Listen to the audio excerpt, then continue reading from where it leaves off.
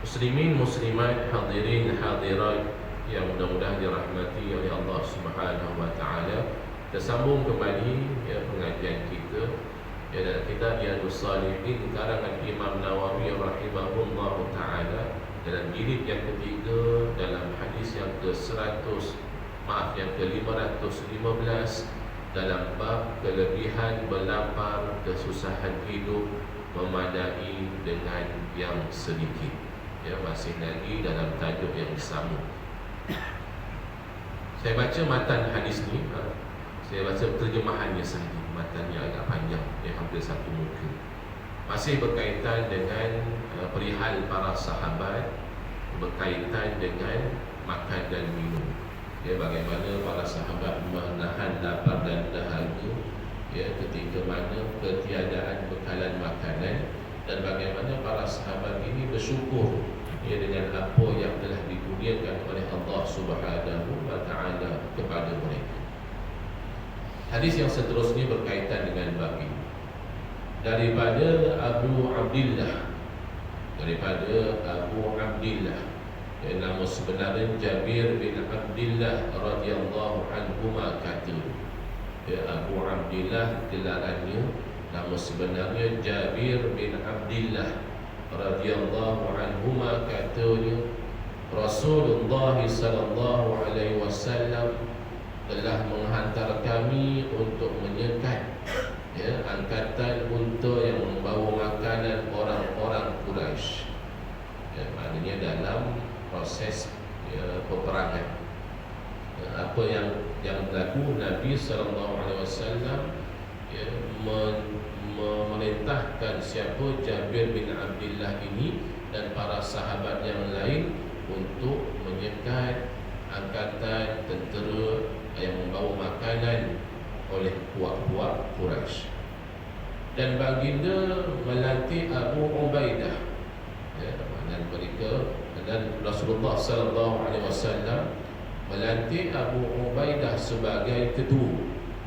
Yang hadis ini Jabir yang menceritakan, tetapi waktu itu yang menjadi ketua, yang ketua daripada yang dilantik oleh Rasulullah, iaitu Abu Ubaidah.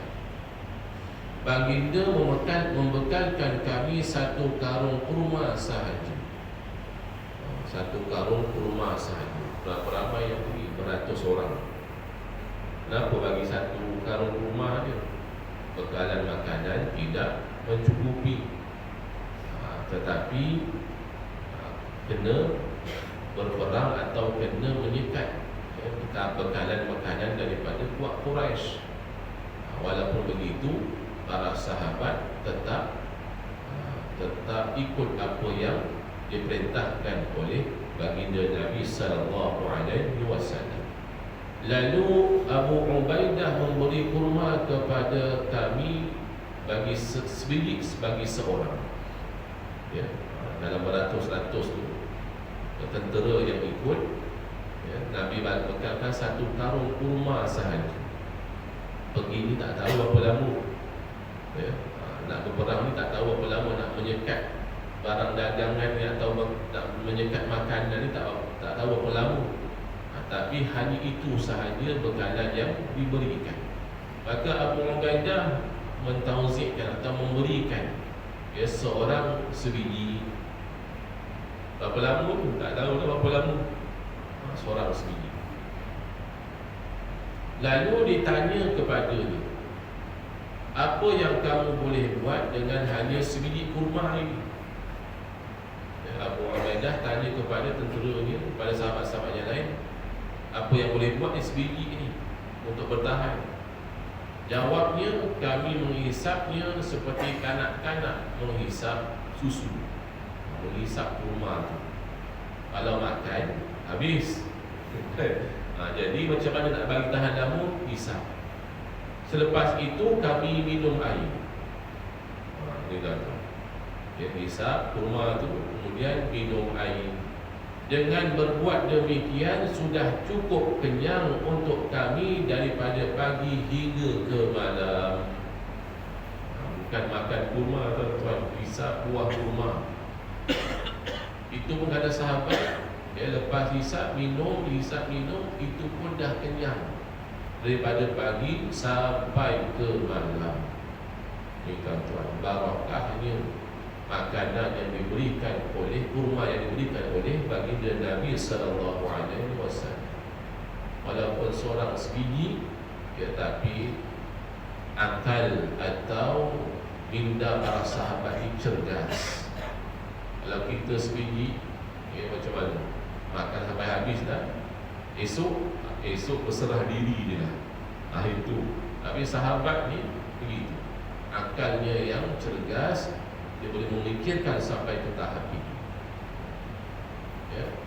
Kemudian kami juga memukul daun-daun kayu, memukul daun-daun kayu atau menumbuk daun-daun kayu yang disebut sebagai khabar, sejenis pokok yang dimakan oleh unta. Buat apa daun-daun kayu ni? Kemudian kami basahkan dia dengan air, lalu kami makan. Nak menampung makanan lagi dengan mengambil daun-daun kayu, tumbuk, kemudian basahkan, makan. Kenapa buat begitu? Makanan tak cukup. Atau yang tadi kita baca tadi, hanya satu karung sahaja kurma yang dibekalkan. Perjalanan tu tak tahu berapa lama, berapa jauh. Maka itulah makanan yang dimakan oleh Abu Ubaidah dan tentera-tentera atau sahabat-sahabat yang lain. Dan kami pergi ke pantai.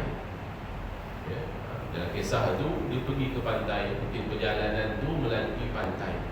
Lalu kami ternampak di atas pantai itu seperti lombokan pasir yang tinggi. Lalu kami mendekati. Dalam keadaan begitu, susah, lapar dan sebagainya, jalan. Kemudian jumpa pula macam ada satu lombokan pasir. Nampak pelik tu. Sahabat pun mendekati. Tiba-tiba kami melihat seekor ikan yang dipanggil anbar. Nampak ikan. Maknanya besarlah ikan tu. Dia nampak seperti lombokan pasir. Ikan anbar ni seperti ikan paus lah, besar. Lalu Abu Ubaidah berkata, ini bangkai. Jarang kita dengar para sahabat Nabi sallallahu alaihi wasallam dan sahabat sendiri bagi makan ikan. Ada ke tidak? Jarang. Nabi pun jarang sebut. Jadi nampak pelik lah. Nampak ikan dah mati. Selalunya kalau haiwan lain kena sembelih dulu biar boleh makan. Ini dah mati. Maka Abu Ubaidah kata ini bangkai. Kemudian beliau berkata lagi, tidak. Istihad permulaan dia kata ni bangkai. Mungkin dia beristihad yang baru. Oh tidak, tak bangkai, ni boleh makan ni. Mungkin belum bagi hukum berkaitan dengan makanan laut. Sebab tu yang pertama dia kata ini bangkai, tak boleh makan. Yang kedua, oh tidak, boleh makan. Ikan besar, ikan yang besar. Malah kita diutuskan oleh Rasulullah sallallahu alaihi wasallam dan berjuang pada jalan Allah. Dia kata kalaupun ini bangkai disebabkan kita semua ini lapar, maka dibolehkan sebab darurah. Itu dia kata tidak, malah kita diutuskan oleh Rasulullah sallallahu alaihi wasallam dan berjuang pada jalan Allah. Sesungguhnya kamu dalam keadaan darurah, dalam keadaan tersepit, dalam keadaan susah. Bagaimana kita nak menyekat orang-orang Quraisy sedangkan dalam keadaan lemah, dalam keadaan lapar? Itu yang kata mula-mula, kata tidak boleh. Yang kedua, boleh makan. Oleh itu makanlah ikan itu. Kami semua tinggal di situ selama sebulan. Lama. Dapat ikan besar, tinggal di situ selama sebulan. Sebab apa? Sebab makanan mencukupi. Macam mana para sahabat ni makan? Nak makan begitu, dibakar lah. Dan bagaimana bagi tahan? Dijemur lah, dikeringkan. Kalau kita nak makan mentah-mentah, jangan kita fikir gitu. Ya, mestilah ada inisiatif para sahabat. Macam mana tadi dia makan kurma, ya, boleh buat begitu, kita pun tak terfikir. Apatah lagi kita jumpa dengan ikan yang besar, maka begitulah yang keadaan yang dilakukan oleh para sahabat. Ya, sesungguhnya kamu dalam keadaan darurah, oleh itu makanlah, ya, ikan ini. Kami semua tinggal di situ selama sebulan. Dan bilangan kami 300 orang, sehingga kami semua menjadi gemuk. Dia cerita dalam cerita Abu Jabir cerita sampai gemuk. 300 orang makan ikan paus. Saat duduk situ sebulan. Sebelum ni dalam perjalanan makan kurma, makan daun sahaja. Sehingga para sahabat cerita, sehingga kami menjadi gemuk. Cerita besarnya makanan tu 300 orang duduk sebulan. Bayangkan. Nanti diceritakan bersama kan.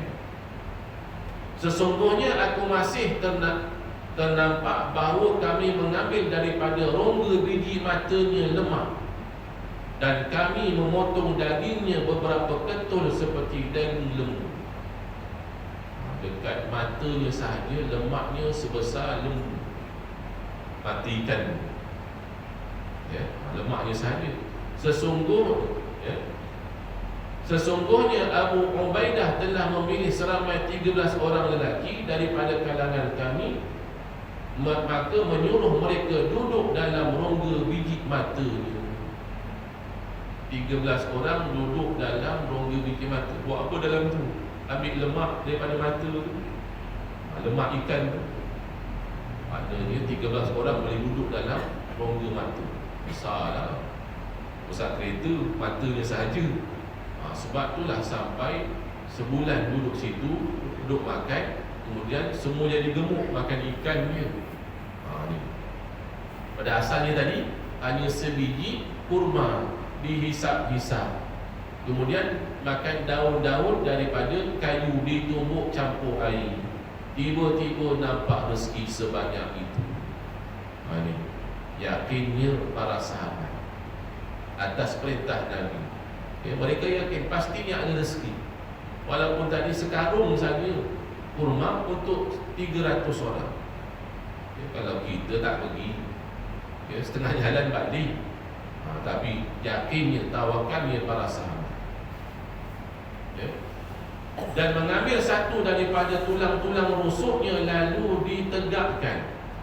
Ya, mengambil satu daripada tulang rusuk duri tadi, yang cabang-cabang tu, kemudian ditegakkan, kemudian dibawa berjalan di bawahnya seekor unta yang paling besar yang ada bersama kami.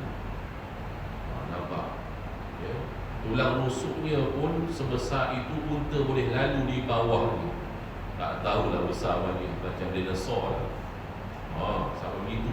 Ya, sahabat diceritakan satu persatu perihal ikan tersebut. Ikan apa? Anbar, ada nama ikan tersebut. Dan kami membawa bekal daripada daging yang telah dikeringkan.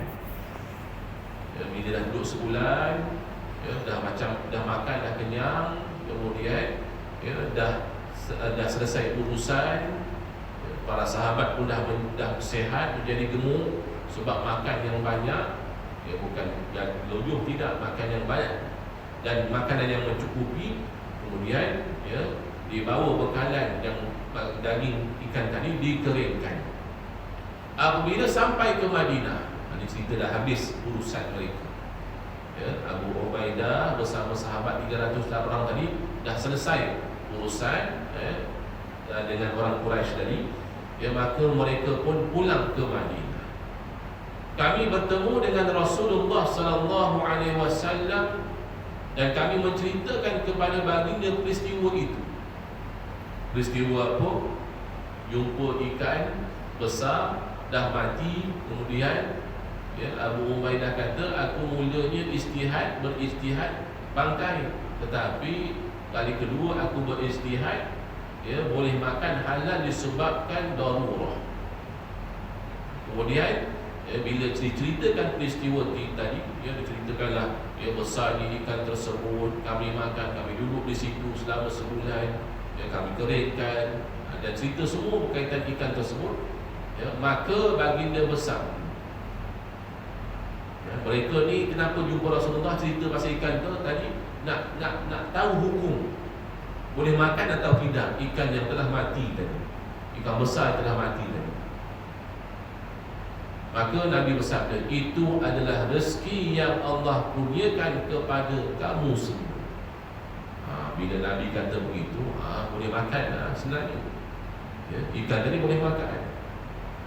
Jadi walaupun tak disembelih lagi atau mati dalam keadaan bangkai, tetapi hukumnya dibolehkan. Bersama daripada, adakah bersama daripada daging itu untuk kamu berikan kepada kami sebagai makanan kami? Nabi kata ada bawa ke ikan tadi? Nabi nak ceritakan halal tadi boleh makan. Nabi kata boleh, ada bawa. Maka sahabat kata, lalu kami pun kirimkan daging itu kepada Rasulullah sallallahu alaihi wasallam, lalu dia pun makan. Maknanya bila Rasulullah makan, dah ternyatalah hukumnya tadi pada makanan tadi atau ikan yang besar yang mati tadi halal untuk dimakan. Ini tuan-tuan. Yang pertama tadi kisahnya berkaitan dengan kekurangan makanan.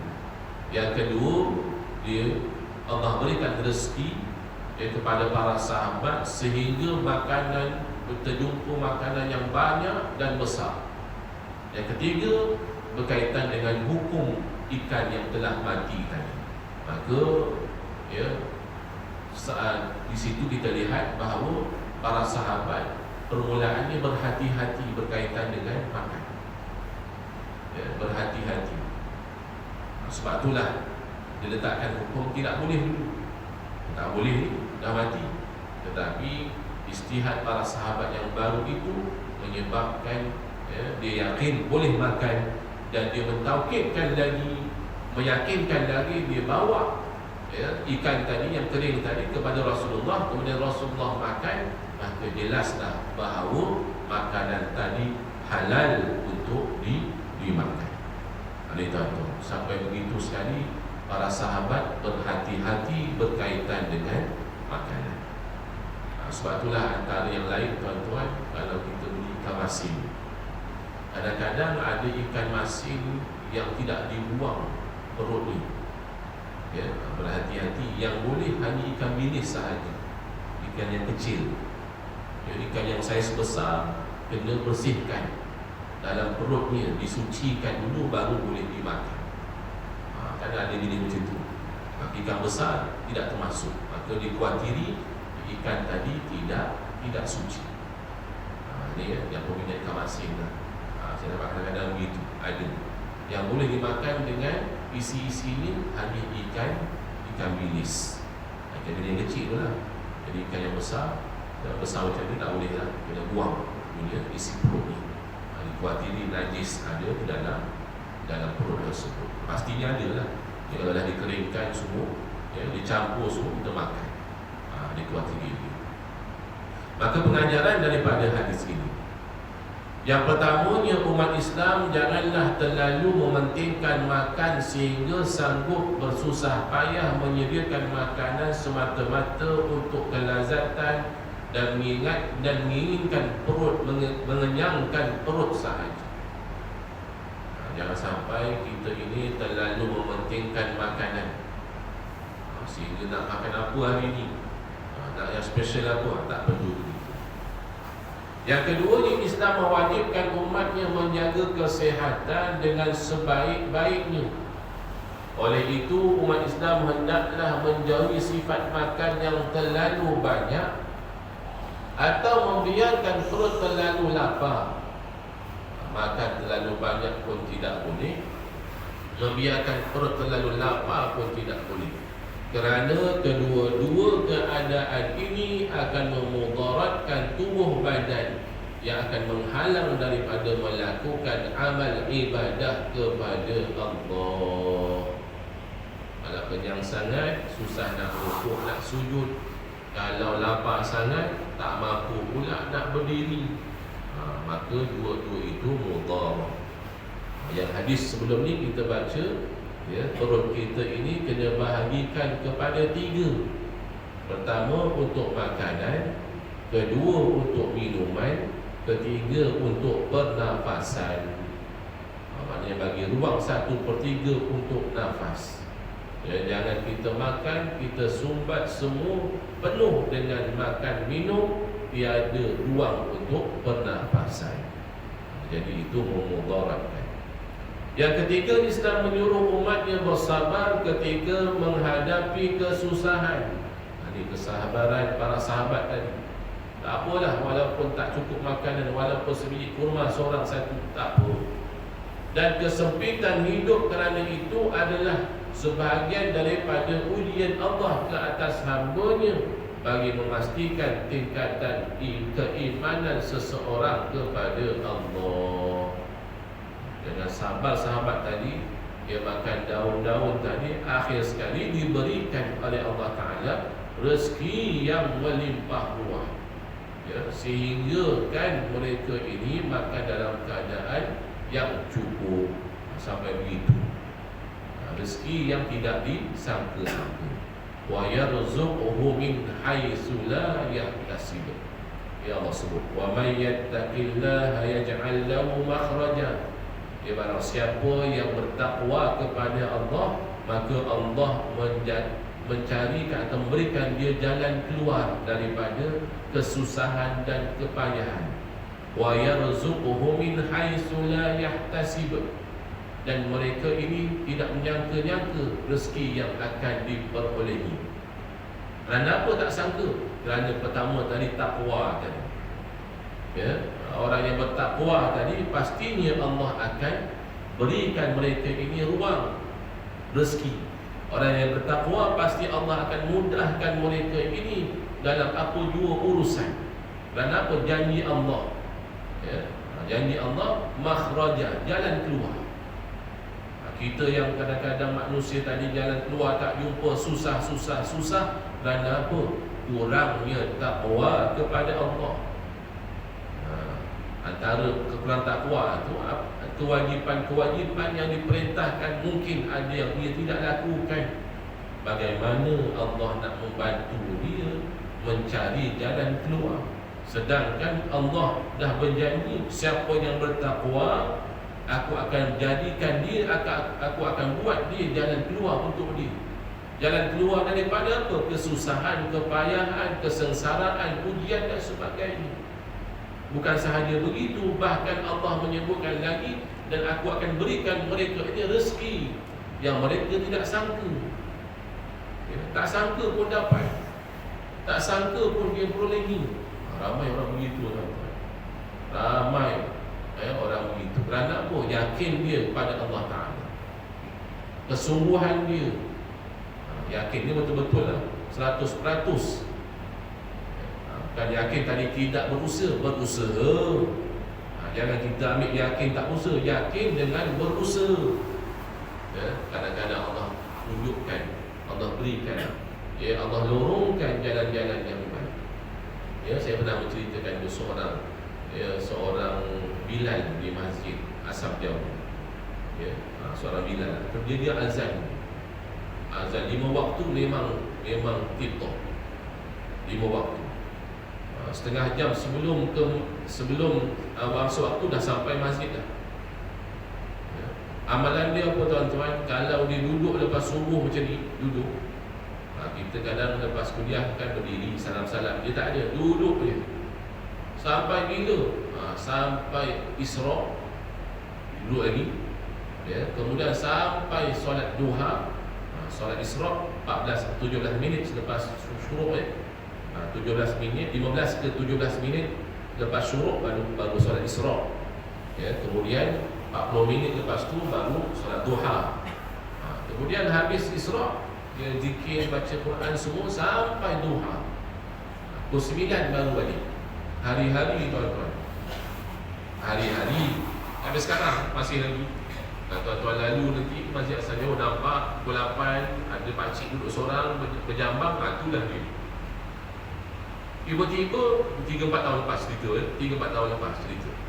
Tiba-tiba seminggu nak wukuf di Arafah, dia kata nak pergi haji. Hai, orang pelik. Orang dah pergi haji dah, yang asas-asas ni semua dah pergi.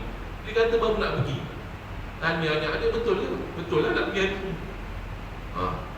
Rupanya dia dapat daripada sahabat dia sponsor pergi haji tiket VVIP. Tiket VVIP lah tuan. Ada orang kampung je. Dia dengan sahabat-sahabat jamaah lah, jamaah tabligh. Ya. Dia pergi lah. 10 hari lepas tu balik. Kan? Tak sampai 10 hari, seminggu. 10 hari dah. Maafkan, bukan seminggu nak haji, 2-3 hari lagi nak haji. 2-3 hari lagi nak wukuf. 2-3 hari lagi nak wukuf, dia pergi. Orang pelik lah, biasa kan last penerbangan seminggu. Kalau mau asas-asas, ni 2-3 hari. Orang tanya, betul ke? Betul lah, dekat dia haji. Tanya anak, betul. Maka seminggu lepas tu balik. Seminggu je tak. Orang pelik, kan seminggu pergi haji. Berapa lama-lama? Yang rukun dia bukanlah lama sangat. Ya, kalau mabit pun hanya 3 malam. Ya, 3 malam. Ya, itu pun kalau dia ambil nafas awal. Kalau nafas sani 4 malam lah. Jadi balik. Maka semua berjemaah cerita, inilah ya rezeki dia, takwa dia kepada Allah, konsisten di istiqamah dia melakukan ibadah, Allah berikan rezeki yang tak sangka. Dia pun tak tahu. Orang bagi, pergi je lah. Maknanya tuan-tuan, ada orang begitu. Ada. Itu cerita yang pertama. Cerita yang kedua, seorang sahabat saya mengajar di sekolah Hira. Cikgu lah. Bukan ustaz, cikgu. Ya, seminggu nak pergi, nak dalam 2 minggu ya, nak haji. Ya, seorang penjaga daripada anak murid dia tanya, ya, cikgu dah pergi haji belum? Belum, dia kata. Cikgu nak pergi haji. Ya, nak lah. Okay, saya sponsor suami isteri dengan package ya, 50,000 seorang. Dia kata buat pasport, nanti kami akan uruskan. Betul. Ya, tak lama tu saya dengar cerita ni lepas saya keluar dengan dia. Saya tanya, cikgu pergi haji tak? Pergi, alhamdulillah dapat pergi tahun lepas. Ikut apa? Ikut package. Saya pun terkejut lah. Kerja swasta, cikgu tuan-tuan, gaji berapa? Saya pun pernah pergi rumah dia. Biasa je rumah dia. Dia kata pergi package. Package yang berapa cikgu? 50,000. Banyak duit cikgu. Dan duit saya dia kata. Orang sponsor. Padahal bukan saudara mara dia pun. Bukan saudara mara. Ya, hanya anak penjaga pada anak murid. Dia bagi tuan-tuan, suami isteri dengan isteri pun dapat pergi haji. Dia kata kalau saja nak kumpul pergi haji, memang tak pergi. Itu nama dia wa yarzuquhu min haitsu la yahtasib. Dia tak mengharap pun, dia tak mencita-cita pun arah tu, tetapi Allah kurniakan, Allah rezeki. Tapi kalau kita ni mengharap, kita ni berjaga-jaga, memang tak dapat dah. Memang tak dapat tuan-tuan. Yang ni yakin, dan dia pun tak mengharap, dan dia pun tidak tahu. Dia hanya usaha, dia hanya buat apa yang sepatutnya. Ini saya nak fokus tadi tentang wa may yattaqillah ayaj'al lahu makhraja. Ya pasti ini. Yang penting tadi apa? Jadi takwa kepada Allah Taala. Seterusnya yang keempat, makan beramai-ramai akan diberkati oleh Allah. Diberkati Allah. Oleh itu umat Islam hendaklah membiasakan dirinya supaya makan beramai-ramai, sama ada bersama keluarga atau orang lain. Makan ramai-ramai, bayar seorang-seorang, bayar sekali lah tuan-tuan. Sekarang ni alhamdulillah ya, kadang-kadang Tak sempat bayar, orang dah bayarkan. Dan apa? Orang dah mula faham. Dah mula faham. Tak banyak pun tuan-tuan kalau kita bayarkan, tetapi alhamdulillah, ya Allah akan lipat gandakan rezeki kita. Bukan dengan kita belanja orang tadi Allah lipatkan, tidak. Barakah daripada makan beramai-ramai, barakah daripada kita membayarkan orang punya makanan, sedangkan dia pun boleh bayar. Yang kadang-kadang kita bayarkan, dia lebih kaya daripada kita. Dia bukan cerita kaya, tuan-tuan. Dia bukan cerita kaya. Dia cerita tentang keyakinan. Dia cerita tentang sifat kita ini suka memberi, suka memberi makan, suka memberikan orang sesuatu hadiah. Itu dia kira yang itu. Dia bukan kira kaya. Jangan kita anggap orang kaya je nak bagi, nak belanja. Tidak. Ada orang kaya pun dia kedekut nak belanja. Sebab apa? Macam-macam dia nak fikirkan. Yang kita ni tak perlu nak fikir apa-apa dah. Rumah pun dah ada, kereta pun dah ada, semua dah habis bayar dah. Orang kaya macam-macam nak bayar, macam-macam semua nak bayar. Kita tenang-tenang, tanam sayur, bela-bela ikan, tak apa lagi. Orang lain duk kulun, tuan-tuan, sebulan kerja ni nak bayar tu, nak bayar ni. Last kali dalam akaun tinggal RM2, nak cucuk pun tak boleh dah. Orang kampung tak ada tenang-tenang, rumah tak bayar-bayar, kereta tak bayar-bayar, motor tak bayar-bayar. Duit tu sentiasa ada. Sebab itulah adanya sekarang miskin bandar. Yang duk KL, di mana KL dia tu? KL. Tak tahu duduk macam mana. Satu rumah 3 bilik, duduk 85 orang. Taklah, duduk 7-8 orang. Macam mana? Kita rumah kat kampung ni, besar padang bola, duduk 2 orang. Kita pun tak tahu nak ke mana dah. Jalan daripada dapur ke ruang tamu penat nak ambil barang pun penat. Sampai begitu. Sebab itulah kita hidup ini, tuan-tuan, jangan kita kejar dengan glamour dan sebagainya. Kadang-kadang duduk kampung lagi tenang-tenang saja. Tak perlu kita fikirkan yang bukan-bukan. Fikirkan cari duit tapi habis begitu. Cari duit habis, cari duit habis.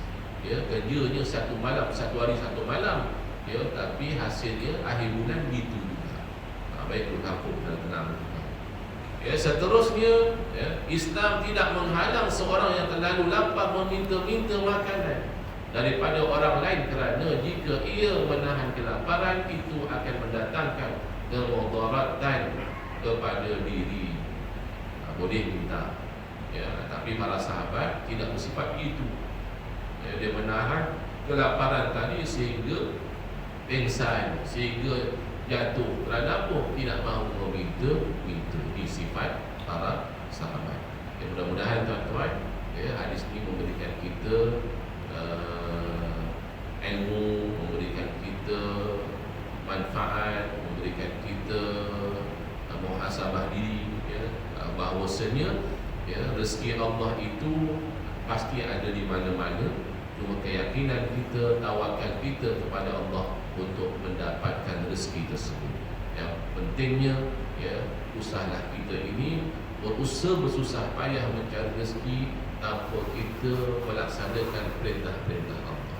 Pastikan kita ini yang pertama, melaksanakan bertakwa kepada Allah, dan kemudian kita berusaha dan tawakal untuk mencari rezeki untuk penghidupan kita. Mudah-mudahan Allah memudahkan kehidupan kita di dunia maupun di akhirat. Yang baik daripada Allah, tidak baik kelemahan diri saya sendiri.